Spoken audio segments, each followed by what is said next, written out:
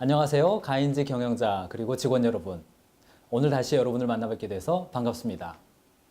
여러분 사회생활하고 직장생활하고 또 비즈니스를 함께 하다 보면 회사를 소개할 일이 꽤 많이 있습니다. 간단하게는 명함을 주고받는 순간, 그리고 고객을 만났을 때, 때로는 투자를 유치해야 할 때도 회사를 소개해야 될 일이 많이 있습니다.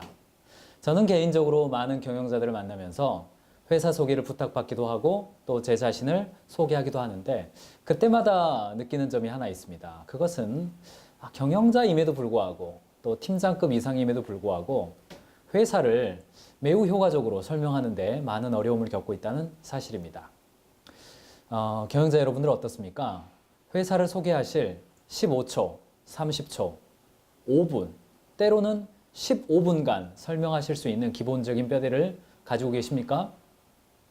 이것은 아마 단순히 회사를 소개한다는 차원을 넘어서 우리 기업이 어떤 일을 하고 있으며 어떤 고객을 위해서 존재하고 또 어떤 방법, 어떤 방향성이 있는지를 소개하는 그 방법이 될 겁니다.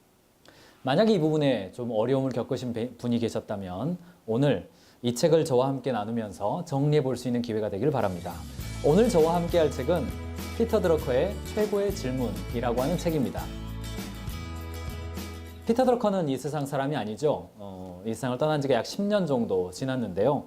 그 이후에 이 헤셀바인 재단이라고 하는 곳에서 피터 드러커를 추억하면서 미국에서 활동하고 있는 영리, 비영리, 또 자원봉사, 그리고 일반 기업, 경영자들, 경영의 구루들이 함께 모여서 그를 기념하면서 책을 이렇게 새롭게 써냈습니다.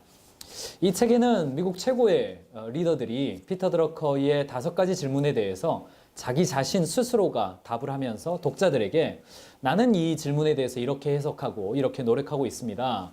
독자 여러분도 이 질문에 대해서 한번 고민해 보십시오. 라는 어떤 인사이트 있는 질문과 사례들을 소개해주고 있는 그런 책입니다. 특별히 이 책은 영리 기업뿐 아니라 비영리 기업, 일반 자원봉사 단체, 기관, 공공단체, 공기관에 이르기까지 넓은 영역의 모든 대상자들을 포괄하고 있기 때문에 혹 이 시간 일반 기업을 운영하고 있지 않은 분이라 하더라도 눈여겨서 제 이야기를 함께 나누시면 도움이 될 것 같습니다.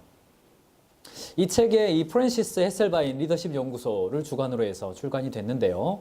이 헤셀바인 이 여사는 미국의 걸스카우트 CEO로 있으면서 지금은 헤셀바인 리더십 연구소의 CEO로 재직 중입니다. 아주 존경받는 여성 리더십이다 이렇게 보시면 되겠습니다. 피터 드러커의 5가지 질문은 무엇입니까? 매우 단순합니다. 그 첫 번째, 우리는 왜, 무엇을 위해서 모였는가, 존재하는가이죠. 기업의 미션에 관련된 이야기입니다. 두 번째는 고객에 관련된 이야기입니다. 반드시 우리가 만족시켜야 될 대상은 누구인가 하는 요소이죠. 세 번째, 그 고객이 가치 있게 생각하는 것은 무엇인가, 즉 고객 가치에 관련된 이야기. 네 번째, 어떤 결과가 필요한가, 그것은 무엇을 의미하는가, 즉 결과 혹은 성과에 관련된 이야기입니다. 그리고 마지막 5번째 질문이 앞으로 우리는 무엇을 할 것인가, 계획에 관련된 이야기죠.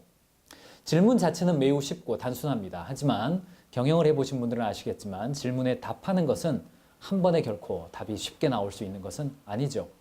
계속해서 고민하면서 피터 드러커가 조언한 것처럼 2년에서 3년 단위로는 이 질문을 백지 상태로 다시 돌린 다음에 생각해 보아야 된다. 이렇게 이야기를 하고 있습니다.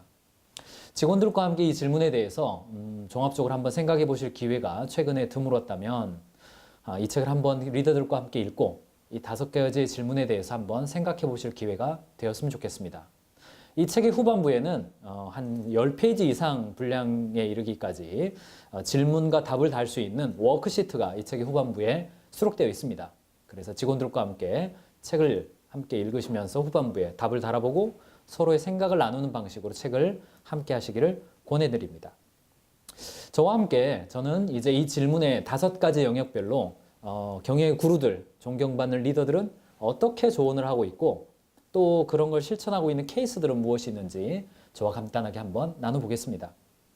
저는 주변에 많은 기업들을 돕고 있는데요. 제조업 기준으로 했을 때 직원 수 약 15명 정도 내외, 매출로는 한국 돈으로 연매출 한 30억에서 40억 정도 단계에 머물러 있는 기업을 많이 만납니다. 유통업의 경우는 한 60억 정도, 지식 서비스업의 경우는 한 20억 정도가 아마 그 턱이 될 것 같습니다. 이 레벨에서 그 다음 단계 레벨로 올라가기를 굉장히 고민하고 노력하는데 이게 결코 쉽지 않습니다. 이 정도까지는 경영자 한 사람이 마치 팀장처럼 진두지휘하고 앞서서 달리면 달려갈 수가 있습니다. 근데 그 다음 단계로 넘어가기 위해서는 이른바 경영의 단계, 피터 드러커의 조언처럼 기업 이론을 재정립하고 시스템을 만들어서 사람들이 그 안에서 몰입하도록 하는 것이 필요한데요. 이 5가지 질문 중에서 그래서 첫 번째 질문이 바로 우리는 무엇을 위해 존재하는가 하는 질문입니다. 직원들이 함께 몰입하기 위해서는 우리가 왜 모였는지에 대해서 리더가 함께 고민하고 나누어 줘야 될 필요가 있다는 것이죠. 현재 우리의 미션은 무엇입니까? 직면한 도전은 무엇이고 기회는 무엇입니까? 우리의 미션을 재검토할 필요가 있는 것일까요? 예를 들어서 약국을 운영하는 회사가 있다고 보겠습니다. 약국 체인이 있습니다. 이 약국의 미션은 약을 단순히 파는 것이 아니라 지역 주민들을 질병에서 벗어나서 건강한 삶을 유지하도록 하는 것이다 라고 한다면 어떨까요? 미장원이 있습니다. 헤어 디자이너이죠. 파마를 하거나 헤어컷을 하거나 드라이를 해준다. 이렇게 한다면 경영자는 열심히 할 수 있을 겁니다. 근데 직원들은 일의 단조로움을 느끼고 보다 더 많은 연봉을 준다고 하는 곳에 떠나가게 되는 것을 경영자 잡기 굉장히 어렵겠죠. 그런데 어떤 미장원은 우리 미장원은 고객의 스타일을 연출해 주는 것이다. 고객을 멋쟁이로 만들어주는 것입니다. 라고 우리의 미션을 규정한다면 그 안에서 보다 많은 사람들이 자신의 창의성과 자신의 재능을 발휘할 수 있는 그릇이 되겠죠. 또 컨설팅 회사라고 친다면 고객이 요구하는 것을 부응해 준다. 이걸 넘어서 기업의 바른 성장을 돕는 것이라고 한다면 보다 많은 인재들이 이 컨설팅 회사에서 그 미션에 동의해서 함께 일할 수 있지 않을까요? 존재의 이유가 변화를 일으키는 힘이죠. 왜 우리가 모였고 모인 이유가 무엇이며 함께 열심히 노력하는 이유가 무엇인지 직원들과 함께 고민해 보는 것. 우리가 왜 모였는지에 대해서 함께 이야기하는 것. 이것이 피터 드러커가 첫 번째로 던져주는 질문입니다.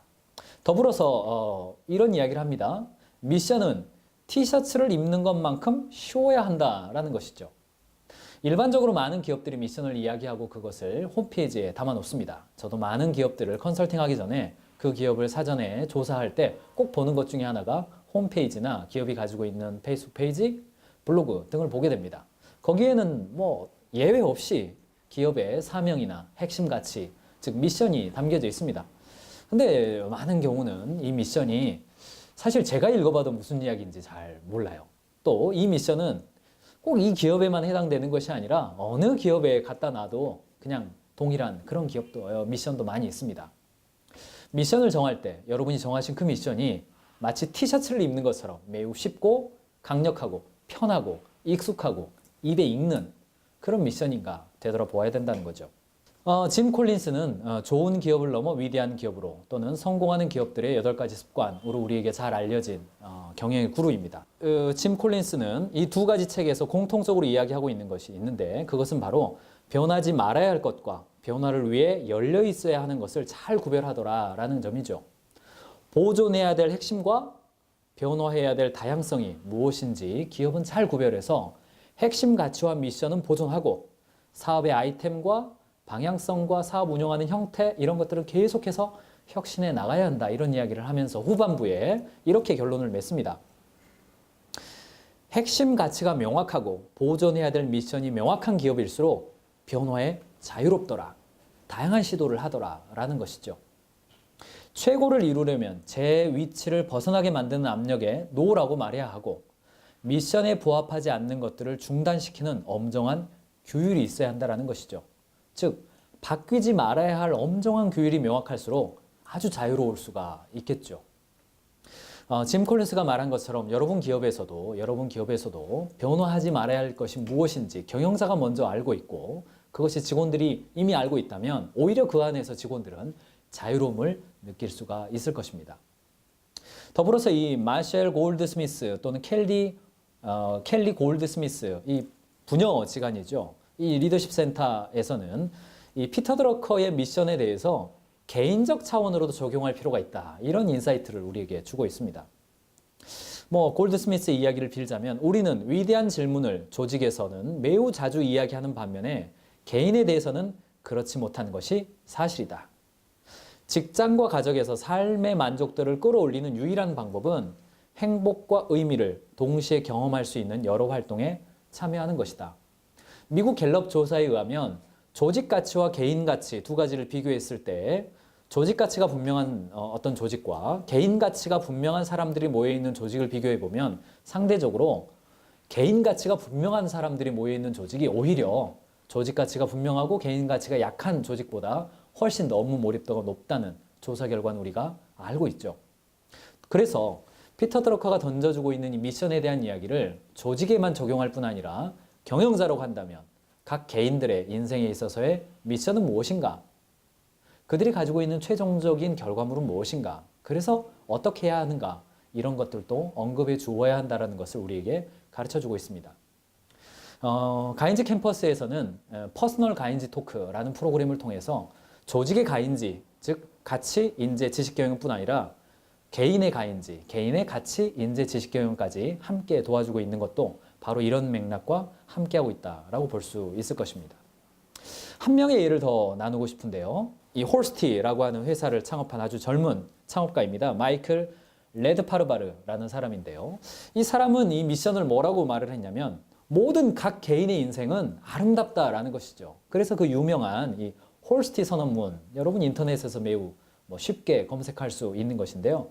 인생은 짧다, life's short이라고 하는 이 선언문이죠. 그래서 그 인생의 소중한 추억들을 기억할 수 있는 여러 가지 가죽 지갑도 있고요, 티셔츠도 있고 이런 소품들을 판매해주고 있는 그런 어떤 일을 하고 있죠. 브루클린 지역에 본사를 두고 있으면서 전 세계적인 비즈니스로 확장해 가고 있는 대표적인 모범이 되는 스타트업 기업 중에 하나입니다. 많은 사람들이 사랑해주고 있는 기업이죠. 무엇입니까? 아주 명확한 미션을 두고 그 미션에 이 제품을 연결하고 많은 인재들을 모아서 자신의 비즈니스를 성장시켜 가는 거죠. 그의 이야기죠. 이런 이야기입니다. 모든 감정은 아름답다. 음식을 먹을 때는 마지막 한 입까지 감사하라. 당신의 인생은 당신이 만나는 사람들과 당신이 함께 만들어가는 것이다. 당신의 꿈을 살고 당신의 열정을 나누어라. 공감이 많이 가는 그런 선언문의 일부 내용입니다. 이렇게 가슴 뛰는 이런 이야기를 들었을 때 맞아 정말 그래 나도 저 기업의 미션이라고 하면 나도 동참하고 싶어 라고 하는 것을 여러분이 가지고 있는 제품의 특징과 연결지어서 고객에게 전달했을 때 기업 이론의 1번 즉 조직이 모여야 할 이유가 정리된다는 것이죠. 이게 1번입니다. 이 1번 질문이 해결돼야 2번 질문으로 넘어갈 수가 있게 되죠. 두 번째로 우리가 피터 드러커의 질문을 생각해 볼 부분은 바로 고객에 관련된 것입니다. 반드시 우리가 만족시켜야 할 대상은 누구인가?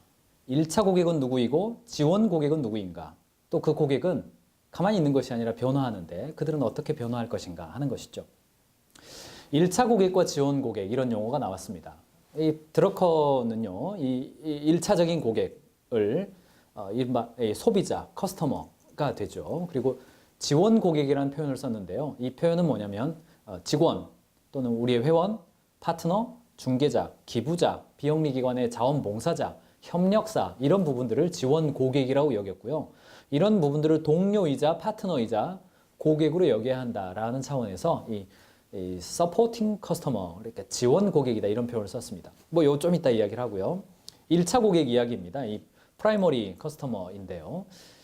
이 고객도 쉽지가 않습니다. 고객도 쉽지가 않습니다. 고객이 누구입니까? 물어보면 특별히 B2B 비즈니스를 하는 경우에 상당히 다양한 대답이 나오기도 합니다. 예를 들어서 저는 교육과 컨설팅 그리고 이제 출판과 언론 이쪽 일을 하고 있습니다만 교육만 하더라도 구매자와 실사용자가 다릅니다. 실제로 돈을 내는 분들은 경영자분들이 돈을 내시죠. 근데 실제로 수업을 듣는 사람들은 직원들이 수업을 듣게 되죠.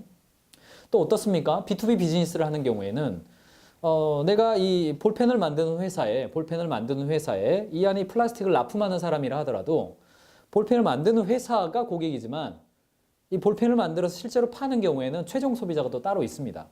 그것이 또 한 단계만 있는 것이 아니라 여러 단계, 여러 벤더를 거쳐서 또 제공이 되죠. 그래서 고객에 대한 어떤 규정이 굉장히 중요한데요. 드러커는 굉장히 쉽게 이걸 정의를 내렸습니다. 고객이란 당신이 제공하는 가치를 인정하고 원하며 중요하다고 느끼는 사람이다. 또 다른 책에서는요, 이런 표현도 썼습니다. 고객이란 당신의 결과물을 값 지불하고 구매하는 사람이다. 이런 표현을 썼습니다. 그래서 우리가 미션을 달성해야 되는데 그 미션이 결국은 어떤 고객에게 영향을 미치는 것인가, 또 우리의 결과물을 누가 값 주고 사는 것이냐. 값이라고 하는 것은 돈도 있지만 기회비용도 있고요, 공간도 있고, 또는 시간, 노력, 이 모든 것들이 또 값 지불에 해당됩니다만, 그래서 우리가 규정해야 될 것은 뭐냐면, 정말 우리의 결과물을 사주는 고객이 누구냐, 우리의 결과물을 의미 있게 여기고 중요하다고 여기는 사람들이 누구냐라고 하는 것을 규정해야 한다는 것입니다.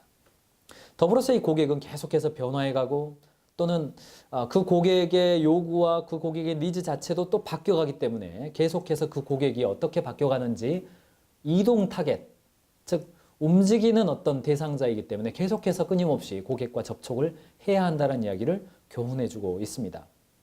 고객과 관련돼서는 필립 코틀러가 이 글을 써 주었는데요. 최고의 기업은 고객을 창조하지 않는다. 그들은 팬을 창조한다.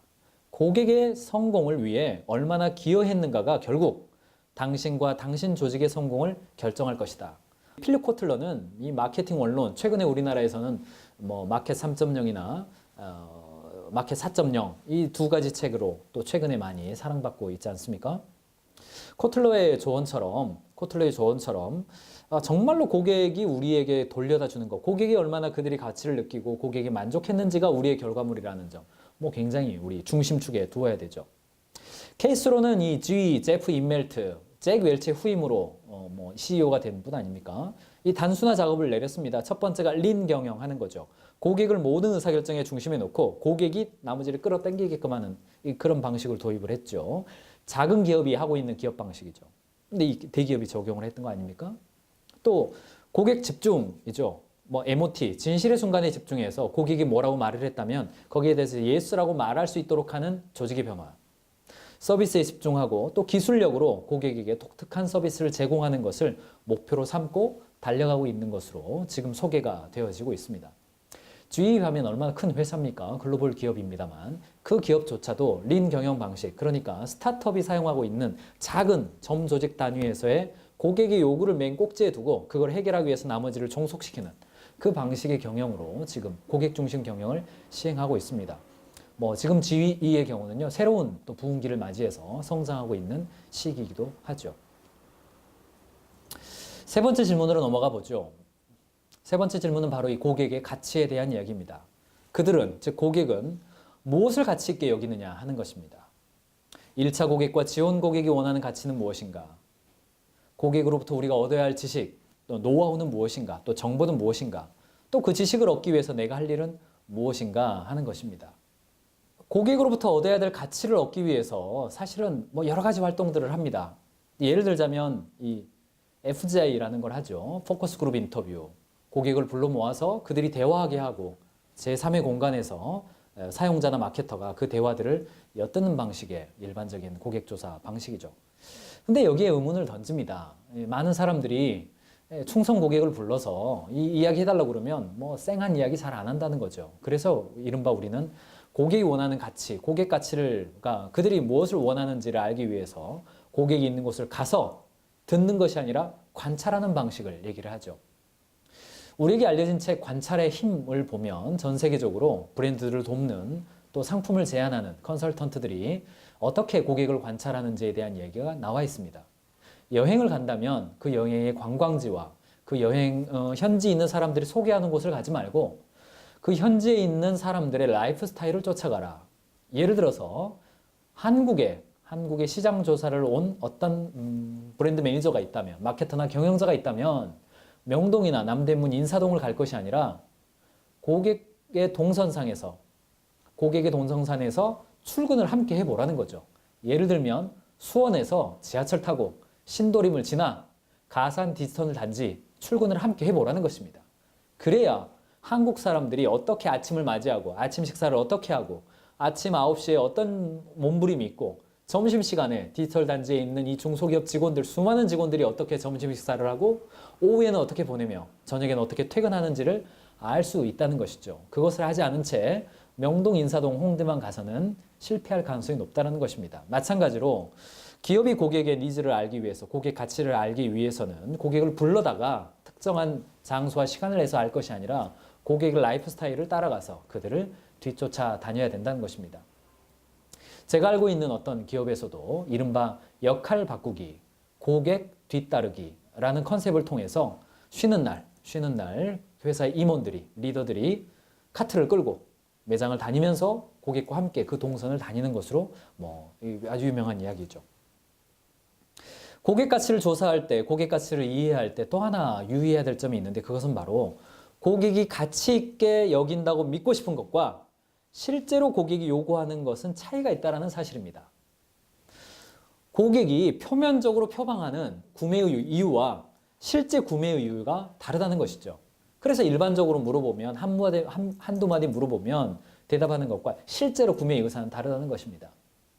여러분 후아유라는 브랜드를 아실 겁니다. 약 10년 전에 론칭이 되어져 한 13년, 14년 전에 론칭이 되어져서 젊은이들에게 많이 인기를 누리고 있죠. 처음 이 브랜드가 출시했을 때 매우 센세이션한 아주 감각적인 그런 캐주얼 옷이었습니다. 사람들이 아주 많이 사갔습니다. 멋지고 세련된 옷이었죠. 그런데 실제로 고객 조사를 해보면 고객들한테 물어보고 그들의 이야기를 들어보면 멋있어서 샀다기보다는요. 실제로 이 매장에 들어와서 가격을 보니까 굉장히 멋있는 옷인 줄 알고 들어왔는데 가격을 보니까 자신이 생각했던 가격보다 절반밖에 안 됐던 것이죠. 그래서 들어오는 이유는 굉장히 멋있는 어떤 그런 감각적인 옷이기 때문에 들어왔지만 구매하는 이유는 굉장히 쌌기 때문에 구매했다라는 이야기를 얻을 수 있었습니다. 이것을 두고 이 한양대학교의 마케팅 교수인 홍성태 교수는 브랜드의 페르소나와 브랜드의 효익은 다른 것이다 이렇게 표현을 했습니다. 페르소나가 무엇입니까? 이 가민이라는 옷입니다. 브랜드 이미지이죠. 다른 한편으로는 효익, 즉 베네핏. 이 두 가지가 각각 다를 수 있다는 것이죠. 사람들은 자신이 좋아하는 애견을 데리고 나가면서 애견을 운동시키겠다라고 말을 하면서 데리고 나가집니다. 근데 실은 많은 사람들을 조사해보면 운동시키러 나가는 것이 아니라 내가 애견을 키우는 세련된 여성이라는 것을 돋보이고 싶어서 나가는 것이죠. 이처럼 고객이 실제로 말하는 거랑 구매 이유랑 행동하는 표방 가치와 실제 이 구매 가치는 다른 경우가 많이 있으니 그것을 구별해야 한다. 또 그것을 잘 설계할 필요가 있어야 한다라는 이야기를 조언처럼 해주고 있습니다. 패트리샤 마릴랜드와 시나이 그레이스 병원의 혁신 이야기입니다. 이 패트리샤 메릴랜드가 병원의 책임자로 임명되었을 때 모든 과정을 고객 중심 과정, 그러니까 고객의 목소리에 귀를 기울이고 고객 가치를 창조하기 위해서 철저히 몰입하는 방식으로 옮겨놨습니다. 그래서 직원들의 동참을 일으키고 문제가 있는 것들을 바꾸고 그레이스 병원을 고객들이 어떻게 경험하고 있는지에 대해서 가까이에서 관찰했던 거죠. 그 결과 변화들이 많이 일어났는데요. 고객 만족도 점수가 4점에서 5점으로 올라가고 응급 환자 대기 시간이 75% 이상 감소하고 직원 사기가 성장하고 재무 상태도 안정화되는 그런 케이스들을 이 책에서 소개해주고 있습니다. 병원뿐 아니라 모든 비즈니스가 같은 거 아니겠습니까? 모든 의사결정의 중심에 고객을 놓고 그 고객 가치에 집중하는 것, 그것이 바로 비즈니스를 운영하는, 기업을 운영하는 핵심 노하우라는 것이죠. 네 번째 질문을 이야기해 보겠습니다. 네 번째 질문은 이 결과, 즉 성과에 대한 이야기입니다. 우리는 어떤 결과가 필요하고 그것은 무엇을 의미하느냐 하는 겁니다. 결과를 어떻게 우리는 정의하고 있는가? 성공을 거두고 있는가? 강화하거나 버려야 할 것은 무엇인가 하는 겁니다. 결과에는 단기적인 성과와 장기적인 성과가 다 있습니다. 흔히 우리가 결과에 집중해라 라는 이야기를 들으면 단기적인 성과에 몰입한 나머지 장기적인 어떤 시스템을 갖추고 장기적인 가치를 유지하는 데 좀 소홀해지기 쉬운데요. 비즈니스의 결과는 뭡니까? 사람들의 행동, 환경, 건강, 희망, 사람들의 역량이나 능력이라는 관점에서 삶 자체와 삶의 조건이 얼마나 변화했는지를, 비즈니스야말로 사람들의 삶을 변화시키는 거에 관심 있는 거 아니겠습니까? 그래서 우리가 하고 있는 그 비즈니스가 사람들의 삶을 얼마나 변화시켜 주었는가, 물론 긍정적인 변화를 의미하는 것이겠죠. 그래서 거기에 포커스를 맞추고 우리가 생각하는 그 고객이 어떤 변화를 가져왔는지 거기에 우리의 결과를 두어야 한다는 것입니다. 그것을 때로는 정량적인 지표로 관리하고 때로는 정성적인 지표, 양적이거나 질적인 지표로 관리해야 할 것입니다. 그 결과를 확인해 보면 자연스럽게 우리가 기대했던, 우리가 설정했던 그 고객 가치와 실제 결과가 무엇인지에 대한 차이가 생기고 그 차이에 따라서 무엇을 강화해야 되고 무엇을 버려야 할 것인지를 알 수 있게 되는 것입니다. 그런데 이때 중요한 요소 중에 하나가요. 이 버나드 뱅크스라고 하는 이 미군 육군사관학교의 이 리더십 학과장이자 지금은 이 변화 조직 문제에 대해서 이 전문가로 활동하고 있는 이 버나드 뱅크스가 이야기하는 이 가치 프리즘. 가치라는 필터와 믿음이라는 프리즘을 가지고 검토해야 한다는 것입니다. 조직의 활동으로 생산한 살출물을 엄격하게 평가하는데 실패한다면 편향된 인식을 가질 수 있고 잠재적으로 시장에서 퇴출될 수 있다. 뭐 이 이야기가 무슨 이야기입니까? 이 고객 가치를 설정하고 결과에 집중하다 보면 그 과정상에서 잘못된 방법을 하더라도 결과를 얻을 수 있는가? 피터 드러커에 의하면 얻을 수 있다는 것이죠. 방법이 틀렸어도 결과를 얻을 수 있다는 것입니다. 그런데 버나드 뱅크스의 조언에 의하면 가치와 믿음이라는 프리즘을 가지고 과정을 운영해야 한다는 것입니다. 예를 들어서 이 뱅크스가 예를 드는 거죠. 미국에서 자신이 컨설팅했던 한 기업의 사례입니다. 기업 한 군데를 인수를 해야 됩니다. 이 주주 가치를 극대화한다는 차원에서 인수가 유익하기는 했지만 인수를 하고자 하는 그 CEO가 막판까지 고민을 하는 게 하나 있는데 그게 뭐냐면 바로 인수를 하게 되면 피인수 기업에 직원들을 대량 해고해야 한다는 문제.